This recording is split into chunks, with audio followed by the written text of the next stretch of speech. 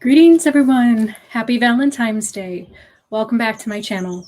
Today, I am going to be talking all about this wonderful movie called Intelligent Trees, which you can see on Amazon.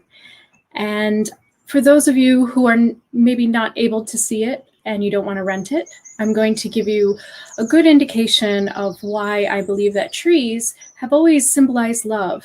And so today for Valentine's Day, I thought it would be a great day to talk about the love that we might experience within inside of nature and our experience with nature. But before I begin, I want to start out with a fairy tale from Brian Froud. And it's actually just a description of the wood woman. She stands at the edge of the trees, as melancholy as the twilight woods she haunts. She holds much knowledge and knows many secrets, for the restless winds bring her messages from distant forests. The sound of each leaf's minute rustle is part of a great world, arboreal elegance. There is not a lone tree, bent low on the moor, that does not hear the murmur of rainforests on the other side of the earth. All forests are the domain of the fairies, who make their homes in roots, branches, or right inside the heart of a tree, in which case their health and longevity are tied to that of the wood. In the vast woodlands of northern Europe, you'll find many fairy wood women, including the shy, or the Denmark, the seductive wood wife of Sweden. In Greece, the dryads and Melia, ash fairies, and also the nut fairies are all types of wood fairies in India, and tree spirits called the Yakshi protect the trees under their charge. Wood women are fertility spirits, imbued with a sensuality as wild and mysterious as the moonlit groves of an ancient forest. They are famous for seducing humans, luring them deep into the woods, and afterwards she discarded lovers will pine away for want of their touch. Sometimes wood women even marry humans, but usually this is not a success. These wood creatures are too wild and eventually flee back to their forests. As more and more ancient woodlands are destroyed by civilization, the wood fairies have been forced to retreat into the remaining forests and groves, zealously guarding their homes. Irreverent, unthinking human destruction creates fierce opposition in some wood fairies, their homes, while others in sorrow at the loss of these homes die back into the soil. The wood woman represents a state of divine wildness and abandonment to natural rhythms, cycles, forces, an aspect of the goddess. In her primal vegetative state, we feel her touch upon our lives not only in times of deep communion with nature, but also in moments of wordless rapture, when we are dancing, singing, listening to music, making art, or making love. Look, she is still standing there at the edge of the wood, smiling slightly, drawing you deeper into the gloaming. Her hair is tangled with dried leaves and moss, and her scent is a new green leaf and earth. Suddenly she is gone, and all that is left is the distant sound of her laughter. Do you weep for the joy of having seen her, or for the loss of her now that she's gone? Listen to the voice of the wind in the trees. It has a message for you. So not only Brian Froud understood the language of trees and how fairies actually represent this really deep connection, this network that we find in nature, and scientists are discovering it, and because they're able to look into the microcosm of nature with different instruments. So this wonderful Amazon documentary, it's about 40 minutes long, and it's all about going deeper into nature and actually discovering this amazing way that trees live with each other. It's actually a network of trees. They are not in competition. And this is something that sometimes we forget, because sometimes we may see nature as very wild and about the survival of the fittest. But you will find with trees that they actually care for one another. And so in many ways, we can actually learn from them as humans and really apply their wisdom into our own lives and society. J.R. Tolkien also knew about the language of the trees. He wrote about his characters called the Ents, which were tree guardians. Basically, they were trees, but tree spirits, and they were the shepherds of the forest. And the elves, actually, the earlier elves, during the first ages, they actually taught them how to speak to each other. They taught the trees how to communicate, and that was so that they could protect the forest and preserve it. So I believe that Tolkien knew that trees talk to each other. And so today, with science, we are discovering how they actually talk to each other. So I'm going to go through a little bit of the points of the documentary so you get a really good idea and a foundation about all this love energy, which really is about giving and sharing as a community that you see in trees. One of the things that we may feel when we go into a forest ourselves, or when we're even standing near a tree, we might feel this amazing love with nature and just feeling almost like a loving energy from the trees. And that is because we know in our mind that they are giving us air to breathe. The way that they actually are able to take the carbon dioxide with their leaves, bring it in to their branches and bring it further. And then this chemical interaction between the sun and the water that they bring in as well will actually create this chemical catalytic event, which actually then filters and produces clean oxygen for us. And so the clean oxygen is left back out into the atmosphere, and the carbon dioxide is actually stored within the trees. And that is a filter system for our entire Earth. So when we start to deplete the filter system, then we start to really make our air quality very poor, which we can already see that there's a lot of effects in this way that's happening. So it's time that we really think about trees in another way and how we can coexist with them. So this movie is wonderful. Intelligent Trees. It started out because Suzanne Simard, who's a Ph.D. professor of forest ecology at the University of British Columbia in Vancouver, Canada, she was a forester all her life, and she basically noticed that the new forests that we have, because they're not ancient forests, because we've always had to replant and reforest. So she's noticed that with the new forests, especially in the modern times, and a difference between when she grew up at, loving forests and visiting forests, she noticed that they weren't as healthy anymore. And that's because what happens is basically with human error, they started to plant the same species in rows when they would reforest.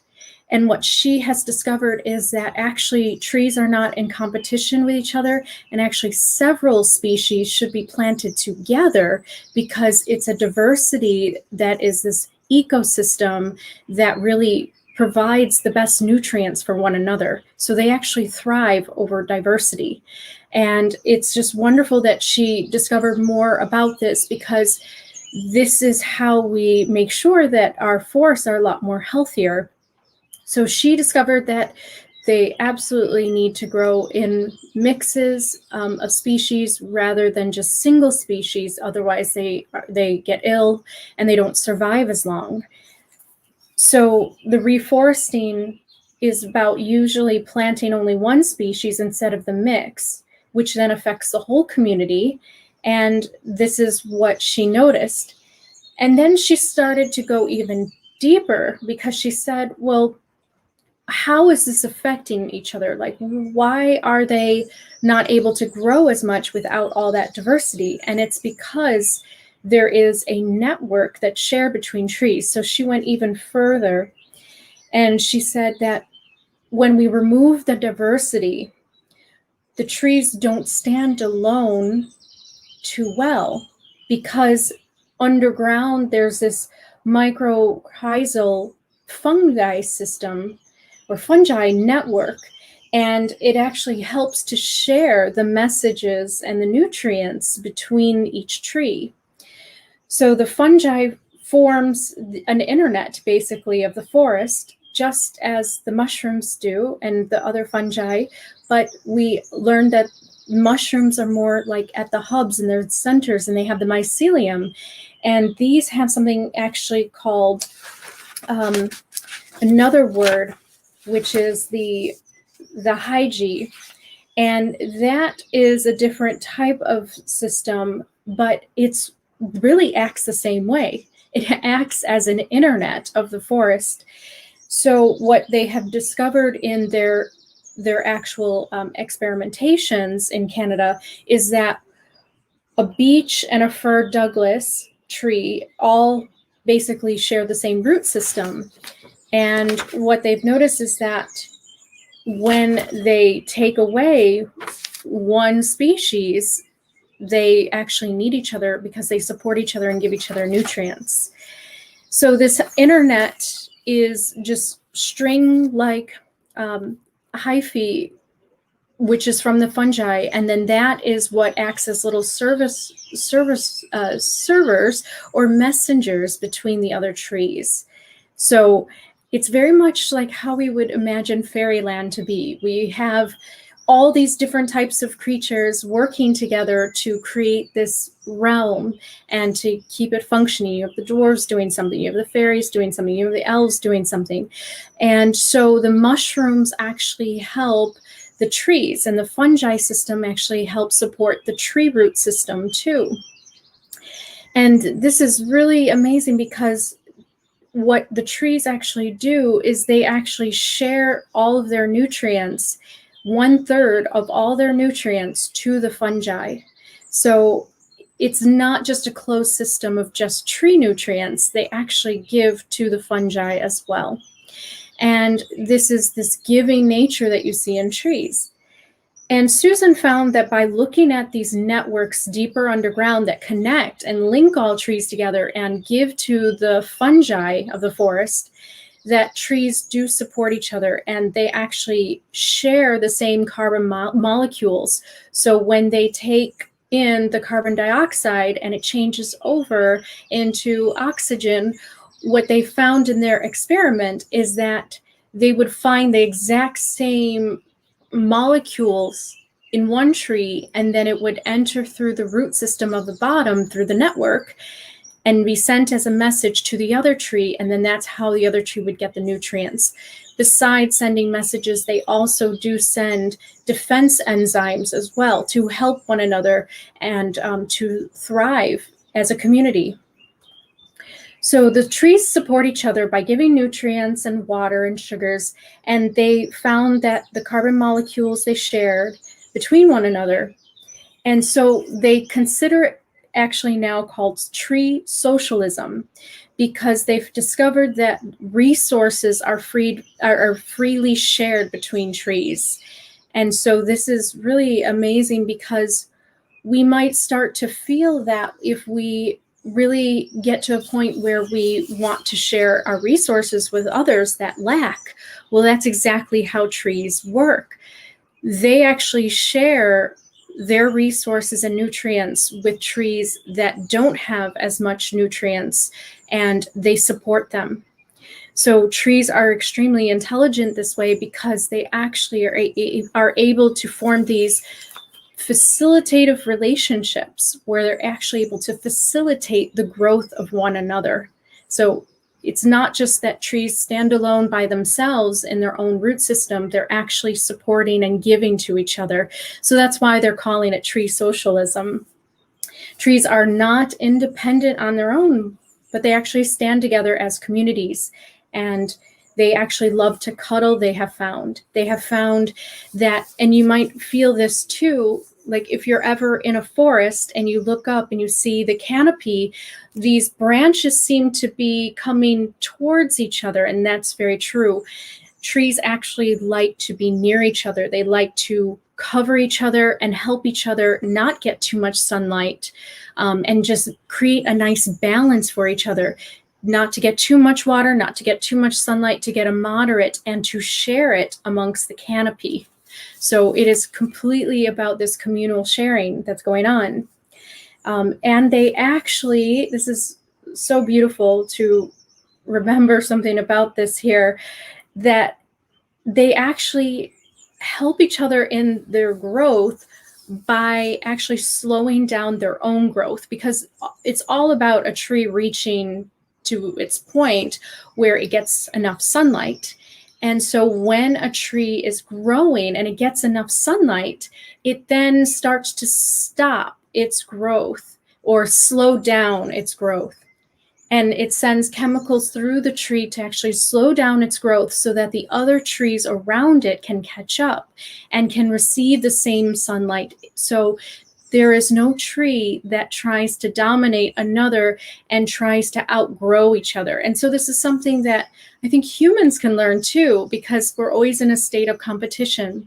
And so trees actually help each other grow in this way. So this is another thing too. They become friends with their neighbors, and they actually start hooking and linking up, and their root systems start intertwining. And this is across all different species. They actually share networks together. You will find a cedar and a maple and a fir have their root system actually intertwined with one another, holding on to each other, even though they are diverse in species. So it is really, truly beautiful to think about that diversity that exists within them. So trees can become friends, and they depend on each other for nutrients, because when one tree starts to absorb more nutrients and sugars and waters, they basically are then able to disperse their excess to other trees that might not get enough nutrients and water.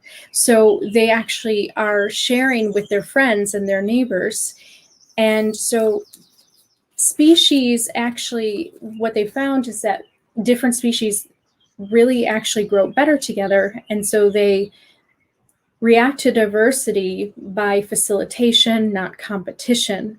So they are absolutely not against one another, even though they're different species, and they actually help to facilitate one's growth. A grove of maple trees with cedar in it, they have discovered it will indicate.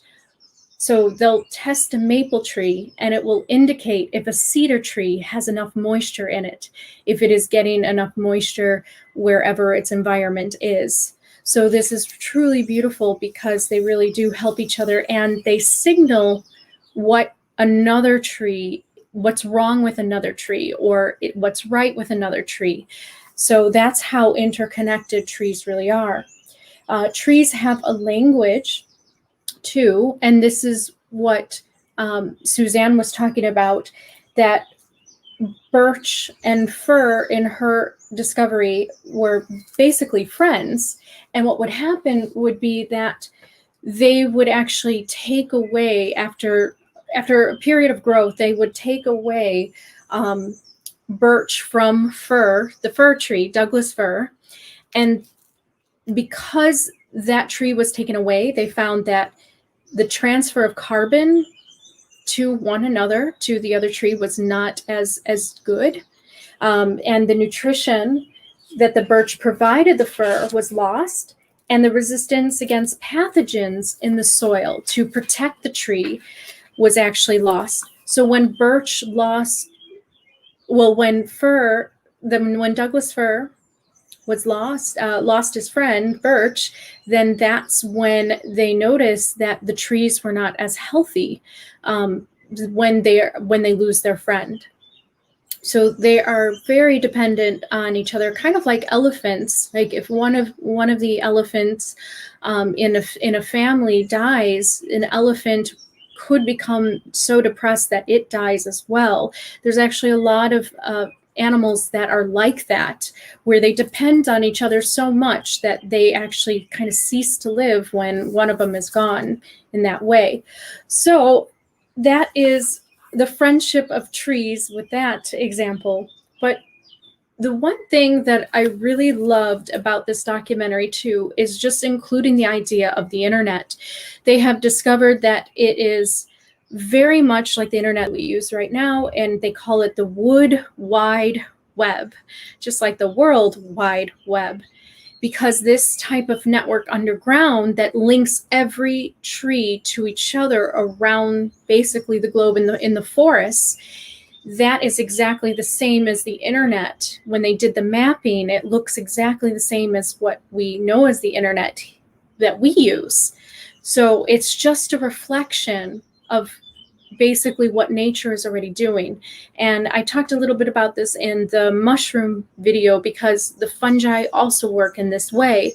So this is another way of just seeing the internet as a natural thing that would occur to a species that is connecting with each other and is trying to link up and trying to get more connected, because it's exactly replicating what's happened in nature, or what nature is able to do and how they communicate.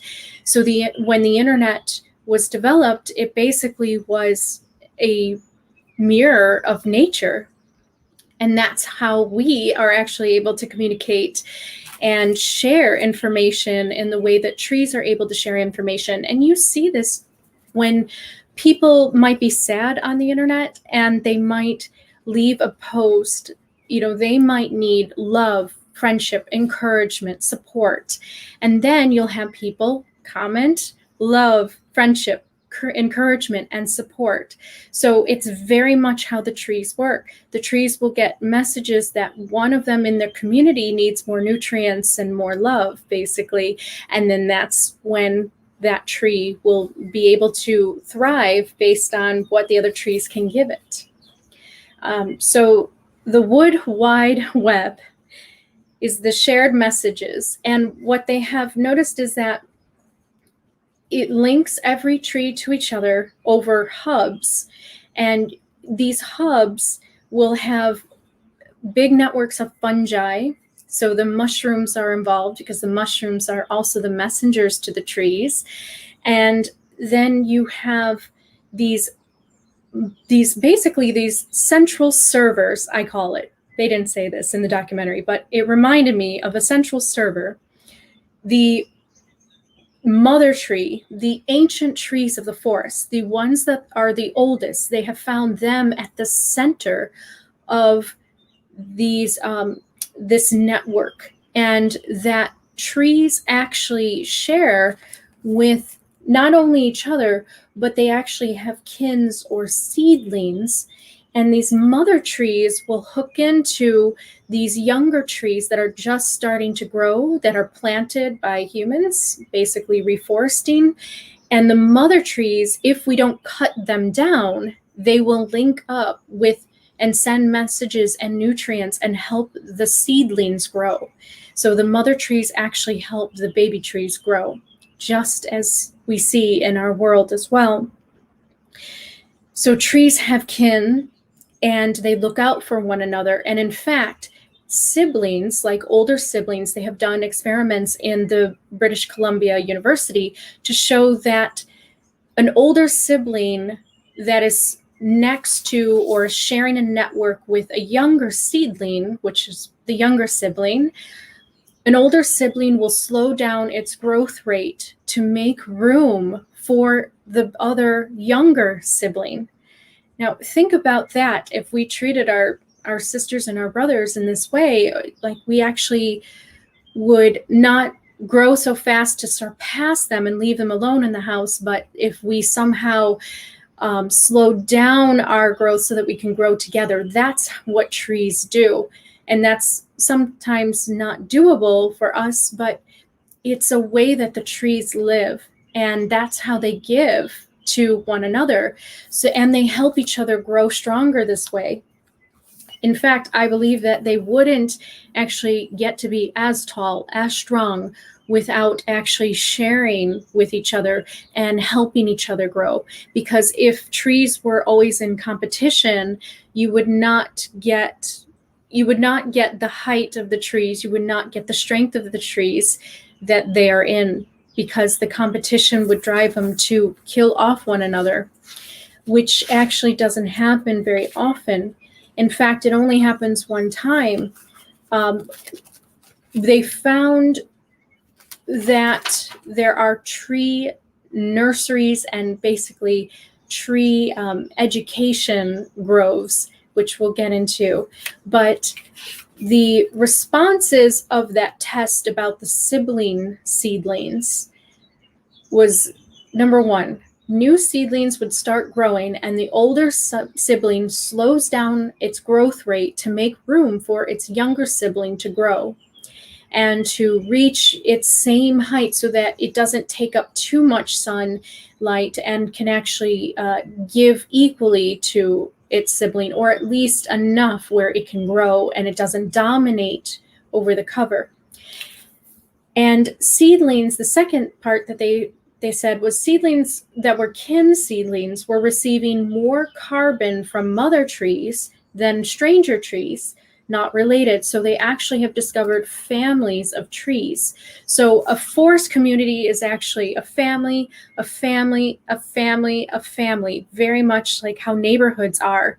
But what they've discovered is that the mother trees would give more to their seedlings and they would give more nutrients to help them in their process to grow and get a good start.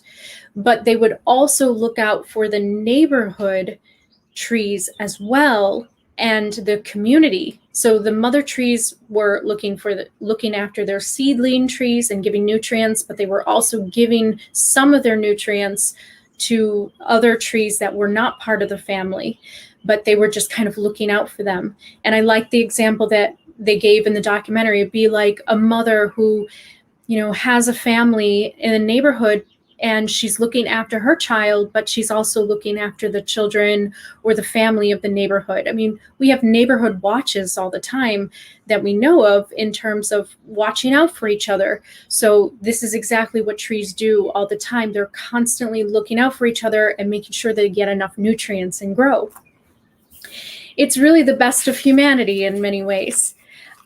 Beech trees, they actually found that this was a study done, that they actually have education centers set up. So you'll have actual parent trees that will be surrounded by seedling trees, and they will limit the growth of the seedling trees a little bit by basically growing faster, stretching out their branches to take up more sun. And this is only to force the seedling trees to reach out their branches and receive more sun. And the benefit of that is to straighten out their trunk more so that they grow more stronger and sturdy and won't be blown over by the wind or other forces. So it's kind of tough love a little bit in these educational centers, because it's like going to school. Sometimes a teacher will be a little hard on you and push you, and that's only to make you reach further, to reach higher. And that's exactly what trees do too. So I thought that was beautiful that he found that. Now, the one thing I was talking about before is that the only way that you'll see trees kind of help each other die off or kill each other off in competition is through the rebellious trees. Now, this was interesting. Rebellious trees could probably be maybe attached to the dark fairies and what we know about with, the tales of those types of fairies that might trick or, be a nuisance in fairy realm. So the rebellious trees are the ones that basically in the education center, where there's a bunch of seedling trees, just decide to not grow in the way that the parent trees want them to get stronger. So their branches will go all over the place, will start to twist in their direction and try to take their sunlight. And what will happen is the parent trees will then give more nutrients to the trees that are straighter and basically sending message to the good students, and the students then will grow faster and taller and surpass the rebellious trees. And that is the survival of the fittest, but it's not the fittest. It's the survival of the wisest. Because if that tree was able to grow straighter in that way and have a more sturdier structure, then it would be following the parent tree. But it decides not to, There's a little bit of yin and yang force in nature. And so what will happen is this balance in the force will take place where the seedlings will grow faster. Those classmates will basically surpass the rebellious classmate, and the rebellious classmate will not get enough sunlight, will not get enough water, and will eventually die off. So that's how they end up killing their kind within the community in order to make the community thrive more. Because here's the thing with the tree, it is all about altruism and the idea that it is more important about the community than the individual. So they're all about the good of the many rather than the individual. So if there's one or two trees that are rebellious taking up space, and they will basically come together to basically put that other tree in its place. And that is their survival of the wisest, I call it. So that was a very interesting way that they discovered how trees actually communicate and help each other grow. And they also discovered that trees also have feelings in a way. Like we know, like the mimosa, the sensitive plant, like when you touch it and it curls up its leaf, that shows in some way that plants have pain receptors, that they're somehow getting some kind of chemical, electrical signal that they need to go in defense. Well, trees have the same. They have feelings. And so what happens is if a tree is being attacked, excuse me, if a tree is being attacked by, say, some insects or something that is going to harm the tree itself, a lot of pesticides and also any type of parasites, when they get involved with trees, what will happen is the tree will actually get a pain signal, and will then send that signal through its root systems to alert the other trees around it, to have them basically put up their defense enzymes up so that they can defend themselves against this type of insect or parasite. And so as the tree is basically creating its own defense enzymes to try to basically survive with this insect now coming into the tree, then like termites are like this too, then they will find that even though that tree is defending itself, it's also getting other trees prepared to defend themselves. So trees are very much like warriors for one another, and they look after each other, and they help defend each other from invaders. So they also have found that through the fungi system, they are able to be the ones that pick up the signal. They're like the little messengers, because when the tree gets the feeling, sends the signal down to the fungi in the ground, and then the fungi acts as a little messenger and sends it off to the other tree. And through this kind of mycelium network, that's where you get that forest internet connection, basically. And they found that trees do pass on wisdom. So like when you cut a tree and you see all its rings, that is the actual life of a tree that you're seeing. You can tell whether a tree had enough water in one year And you can see, if you wanted to actually go through the different rings, you can actually see when it had a drought, when it had enough water, when it had enough nutrients. So the memories are stored within the tree of the tree's life. And that wisdom of being attacked in the environment actually gets shared to the other trees. And so it passes down its wisdom to the seedlings. So it prepares them to live in the environment. So trees do pass down wisdom to their younger trees, which is beautiful, because that's kind of how we believe that we should always be, always help out our fellow beings in that way. Well, trees are very much like that. They just do it naturally. This is just all instinctual. One of the things that I think is so beautiful, and if you ever read The Giving Tree by Shel Silverstein, I think it will kind of be familiar to you. So, but one of the things that tree in that poem, it was standing alone. But what they discovered is that the tree stumps in the forest are actually very much under life support by the other trees, because when a tree is cut down, it no longer has its leaves to take in the nutrients. But they have discovered that the tree stump still survives.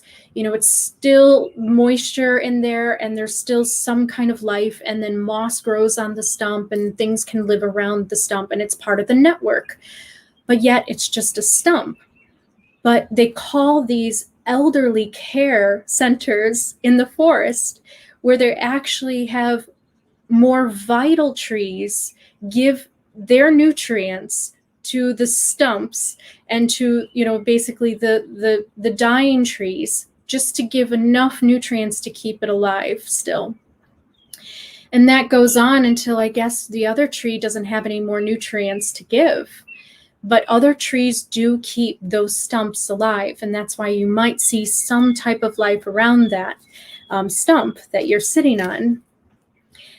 So it's a beautiful way of thinking about our own elderly care, and also when we think about life support, that life support in a way is very much like what trees do. They keep each other living until they no longer can. So we're basically just emulating nature in that way. And they also want to say now that root tips, or the root system of trees, are now considered definitely more brains. So trees have brains, just as we do. And that is where they have discovered that trees, their tree network, in which they connect to everything by the microcausal fungi system, they basically are having the same kind of neurotransmitters as our brains. So they actually have found hubs in certain areas of almost like satellites that help to form the connection of the tree root system, is very much like how the human brain works, and also the internet. So we have a three-part connection here. We have the internet, the brain, and the tree root section, and also the fungi. And I would say that other systems in nature act like this too. But if we're talking about an actual root system of electrical pulses, just like the brain and our internet that we use, well, fungi and trees both have this root system that share a similarity to our own brain. One of the things that is kind of sad about the documentary, but it gives me hope, because I think when we have information like this come out, and this is why I want to do this video, because I want to get this video out there. I want people to watch it. I want people to have this knowledge. And, I'm like the messenger cell, basically, from this information. We're acting like a tree right now. I'm the fungi, basically, of Suzanne as the tree. And I'm sending the message to the other trees. But what's going on is that they're finding out that forests are just not as healthy because humans have lost this ancient knowledge, this deep connection, because druids and other types of cultures that have lived in the forests, and many cultures around the world, they worship trees still. So they're very connected to trees. And so they understand this root system. But the problem is that humans have moved out of the forests and away from the forests. And so they don't really think about this deeper connection. So the reforesting systems basically are very old and outdated. They have been basically planting the same exact species, and they have been cutting down the ancient mother trees, which is a big no-no, because those are the trees that are actually able to give the nutrients to the seedling trees and help them grow better. And also they hold wisdom from a more healthier period of time when there was less pollution and less human consumption. So we need to keep those ancient trees that are around for thousands of years, almost sometimes 2,000 years. We need to never cut those down, because the moment that we cut those down, then we will lose their wisdom. And when we lose their wisdom, we will have basically just a human-made forest that just doesn't have the natural wisdom of the forest. We need to make sure that we are able to do that. And so the documentary just kind of points out that they are seeing that that's really important. And in dying pine forests especially, they know seedlings don't do as well there because of the information shared of defense enzymes that they need. So what the tree shares now today with the seedlings affects the future of trees. It's very much like the internet system. If you put something on the internet, it goes out there and it will affect your future and the future generations as well. If it's something, that has a power to change people's perspectives. So that's what they're finding with trees too, is that their tree information gets passed down to other generations. So we need to make sure that we keep those ancient trees intact. And I just put this, that if we want to give love back to the forest for all of the love that they give us with the air that we breathe, and with just having this filter system in our world that really keeps us healthy, and also habitats for all the animals as well, by working better to preserve the forests in a more gentle way, this would be better for us. I can see us in the future actually getting to a point where we stop using these really clunky machines that are cutting down trees with chainsaws, because they're finding that they're being ripped up by the roots. And so we're disturbing that root central network that basically connects and networks to other trees. So the whole foresting system needs to change. They need to not rip out roots from the ground, and they also need to never cut down the ancient trees, and they need to make sure that they basically cut down single trees that are not doing so well to use their wood. But this is going to cause a bit of a change in conservation and preservation.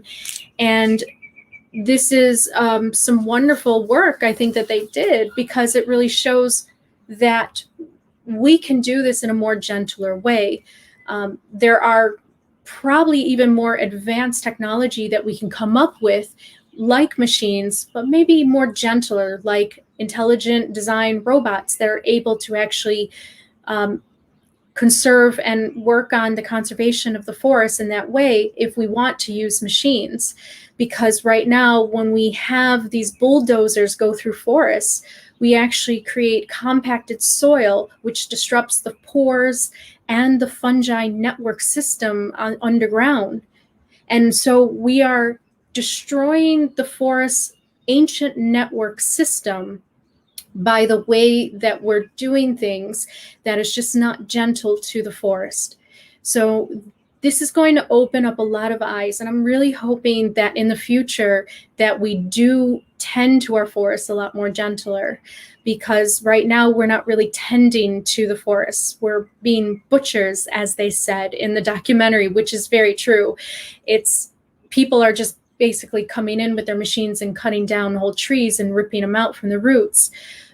But there's a way to actually, basically to tend to the trees that are dying, and also to help the trees grow in that way, but also leave them alone, because to be honest, trees do very well on their own in their own communities, and they really don't need humans to help them grow at all. They just need our support to leave them alone and leave them in their own little families alone. So there's going to be a lot of changes, I believe, in the new earth, in this idea that we're coming across science that's bringing to us the evidence of how nature works. And when we disrupt nature in this way, this is what's causing all of the problems. In fact, trees actually hold and contain viruses within themselves. So when we cut down trees, we're actually releasing viruses into the air, along with carbon dioxide as well, that has been stored in the trees. So we have a lot to think about in the way that we right now are doing forestry. So instead of planting just rows of trees, we need to plant a family of trees, whole species of trees. And they're doing that in China, I believe. I saw a documentary where there was this man who goes around the world basically, and I believe I'll do another video because it's called, I think, The Wisdom of Trees, and that's his perspective on things. So we'll do another video and talk about that, because he had some other great wisdom to share that I want to share with you all.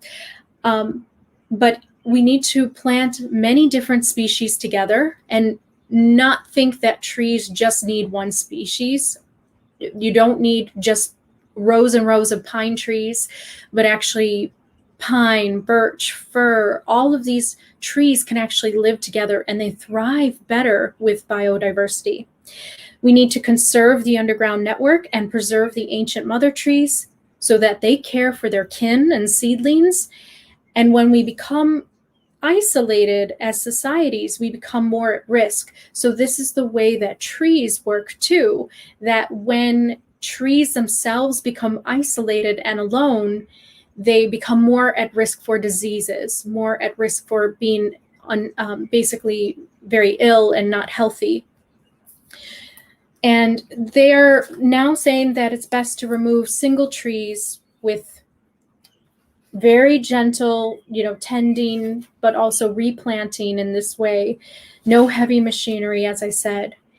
And Susan really has done a lot to validate this loving energy that we feel from trees, in the idea that we can sense this giving nature of trees. And there's something actually called forest bathing that is an ancient ritual of just using the forest energy to reach a state of peace and wellness within you. And in China, I believe that this is becoming very popular. And in many other parts of the world, forest bathing is something that is done as a normal activity. So it's something that I believe that others should do too. And I always tell people that come to me for healings or advice, I always say, have you gone to, the forest or a park? Because the moment that you go out into nature and you just sit there, just meditate in nature, just reflect. If you don't know how to meditate, even if you just observe your thoughts while you're in nature, and put your hand on the tree, feel your hand in the ground. And if you can take your shoes off and do what's called grounding or earthing, you can feel actually the soil on your feet, and that can really help ground you and bring those grounding energies to you. So Susan said this, that trees need one another. If they grow alone, they don't do as well. And that's because they'll get too much sun or too much water, or blow over more easily, not grounded by a larger root system. So because trees don't necessarily grow alone, and they grow in families and in communities, they actually grow stronger and taller and sturdier too. And that's exactly how we can think about one another, is that we actually can grow better connecting to each other and sharing with each other and helping each other and supporting each other. This is a really loving energy that the trees can remind us to have with one another. And I just love that. Trees share resources with each other, just as humans do too. So this can be seen as friendship towards one another.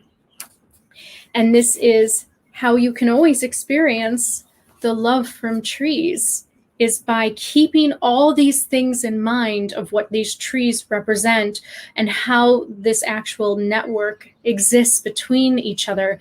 And then if you have sometimes, like, I know fae souls, those of us that are very natural, and I was like this too, I was a little afraid of the internet. You know, I was hesitant because it's not, to me, it wasn't natural. However, I understand how it actually is exactly like the tree system, and we shouldn't worry about anything that exists on the internet that's not us. The net is really just comprised of our world, our community, talking to each other, sending messages to each other, sometimes not very good ones, but sometimes very loving ones, very supportive ones. And I believe that with the internet, we have helped each other grow so fast. And the internet might be responsible for our growth and for seeing how much we are changing and growing, and hopefully being able to awaken to our elven spirit or our fairy spirit inside, which allows us to tend better to the forests and to preserve them and conserve them so that the human species can thrive. And so this is the gift of the fae folk that they gave long time ago, to teach humans how to take care of the forests better so that they remain for them in the future generations, and to help their species thrive and grow, because the fairies were on the planet just like humans were too. And that intermingling that we're seeing now is just a reflection of what's happening in nature all the time, with this interconnection between species and this interlocking of one another through the root system. And I guess we are connecting and interlocking with each other through the internet system. So thank you all for joining tonight. Let's go to the chat. I'm so happy that you were able to join. And I wanted to do it on Valentine's Day because this is for the people that are just at home and maybe not have any other plans, and wanted to talk about love in another way.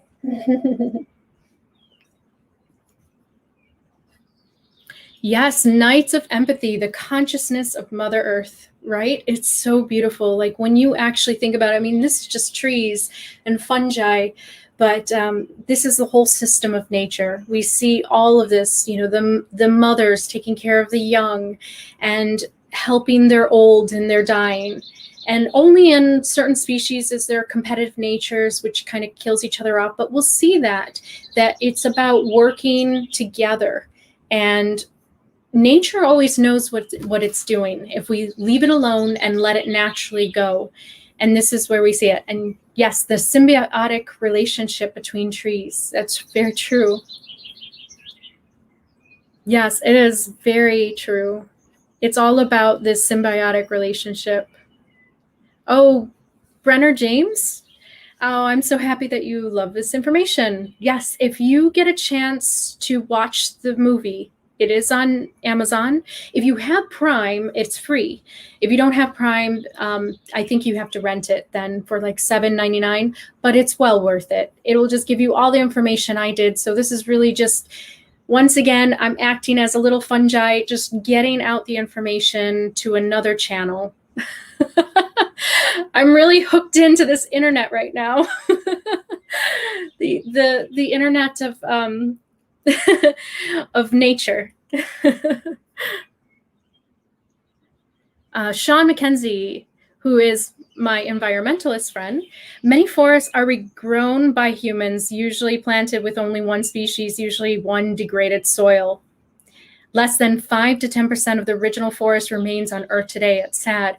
Yes, I heard the boreal forest is the one that's still mostly intact, and that's like the North Hemisphere. So that's like through Canada, through like Europe. It's like that whole circular of area of forest. And the boreal forest is the one that's like an ancient forest that we should never ever touch if we can, because that is a very important forest to make sure that humans don't start messing with, because we don't really have a lot of pristine forests where humans have basically have grown in the wrong way by putting in the same species and they haven't mixed. Yeah. So that's what she was talking about too, Sean. So, I mean, you would know that because you're an environmentalist. She is an ecology professor. So that's what she was trying to get across as well. Ali W., thank you so much for the knowledge. I feel sad for the earth almost all the time. Forest Bathing by Dr. Queen Lee is a great book. Oh, beautiful. I have not heard of that book. I'm going to get that just because I want to hear how he thinks of it, because I do forest bathing all the time when I can get a chance to get out of the city. But I would love to see what he would say about it, because I did hear that it's becoming a very normal ritual in China, that a lot of people are doing it as part of their spirituality, because they're a communist society and they don't have what we would consider some of the religions that other people have, but they do have a sense of spirituality with nature. China is very connected to nature, and even though they have their pollution, they do, because they're so crowded, they also are becoming leading examples of green energy. So I would love to read that book. Thank you so much. And I'm glad you like this information. Shadowbird, this is super interesting. Good. Yes, I thought so too. I was like, oh, someone put out the science of everything that we feel about fairyland in the idea of this interconnection between all the different beings and how they work together, all the different little fairies and how they work together.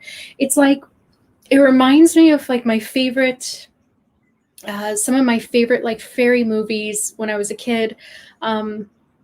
Even like the new Tinkerbell movies, if you ever get a chance to watch, I actually really do like them. The new Tinkerbell movies are really good because they show the different fairies, like water fairies, earth fairies, gnomes, they're all working together and they're all doing different things, and they're creating, like Tinkerbell is a tinkering fairy. So she creates things by finding bits and baubles like to put together and invent. That's why she's called Tinkerbell. So all these different fairies do different things, and it's basically just a personification of nature doing different things for each other. That's what fairy realm is and what it represents. Peter, as someone who seems to be a tree elf, I'm inspired by this video. Worldwide Wood Network. How inspiring, and indeed how wise. Forests and woods I like a lot. Yes, and Tolkien was a huge fan of trees. Like, he would say that he'd often just want to live more by the trees. And I'll put down a particular quote that I really like in the bottom when I'm finished here. But yes, I think this information is just valuable. I tried to show the wisdom of the trees that we can get emotionally, but we can also understand how it can affect our community and why we need to really put our forests first, and we really need to conserve them in a different way and preserve them. You'll go get the movie? Awesome. Good. I'm glad. Yes, I think you'll enjoy it. And I just really liked that they talked about the internet connecting with the idea of the trees network. Same thing like the fungi. It just makes me feel Like, humanity is not doing anything wrong in using the internet and technology. And in fact, it's just a way of reflecting already what's happening with the trees. And so we just have to be aware of how we use the internet, because we're basically comprising of this community online. And like I said, with the other trees, the wisdom gets passed down to the other generations. So we want to make sure that the wisdom that we have now is going to be passed down to the next generation in a way that can really help them and help them survive and thrive. Naruan, there is a lovely book, The Hidden Life of Trees and What They Feel, How They Communicate. I know that book. That one I have read. And I believe the guy actually shows up. And yes, the author shows up in this documentary. So definitely take a look. That's a great book, The Hidden Life of Trees. It also kind of personifies trees a bit. And he was the one that talked about the nursery and the elderly care and the education systems of the trees. So they have schools and they have old people's homes in the forest too. It's wonderful. Scorpion 2, making the whole world into the forest biome is a dumb idea because humans need grassland, dwarves need mountains, and orcs need valley.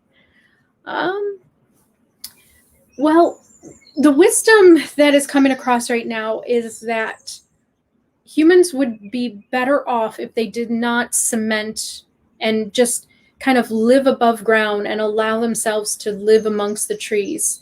So there are a lot of cultures that are starting to grow more above ground rather than pave over the soil with cement, which then disrupts this network.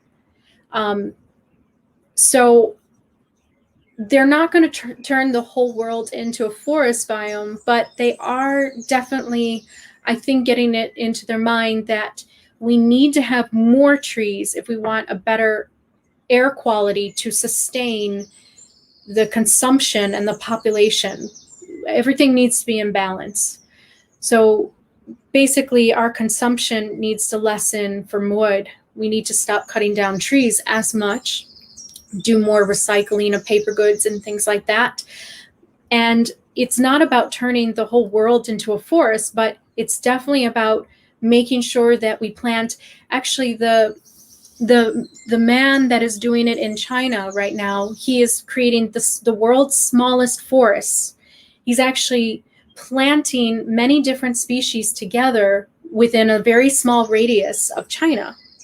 So he's actually creating little tiny forests within China and in their large cities. So that's kind of how it can look. And also vertical style greenhouses where we allow our buildings to have more greenery on them. But I mean, I would love to live in the forests and in beautiful advanced technology, tree homes. I mean, we could see that happening in the future. And in fact, possibly higher advanced, beings would live that way because it would not disturb the ground. And we're not going to do anything with the mountains. The mountains are there forever. And so you have the mountains, but our forests need to stop being touched so much with such a harsh hand. And that's the point of this. And we have to realize that the language between the trees we can't disturb because they're talking and whispering to each other and helping each other grow. And we need to be very mindful of that relationship. Yes, our future is green. We need to go green as our DNA changes back to the original template. We will develop ways to go green. I agree. Because we're not going to be able to have the fossil fuel energy. It's very finite. It comes from fossils. And eventually that is going to run out. So we have to transition now. So it's a great thing that America joined the Paris Agreement. We are going to start doing that. And if you want to see that video, you can watch it with actually Sean. He talked about it with me, all about green energy and that will give you more of an indication of how to do that transition when the time comes. But I hope that you enjoyed this and you get a chance to watch that movie. If you do not, at least you have a very good rundown. I say look at articles. Also, you can go and actually purchase some of the books about this, about the tree communication and tree connection, like the other book that you mentioned. That is a good one too. So definitely look deeper into this if you want more information. I find it always wonderful to have because it's just going to make our world a better place. And I'm just very excited that this scientist was able to go deeper and show that there is a network happening, there is a communication, and we are basically affecting that communication.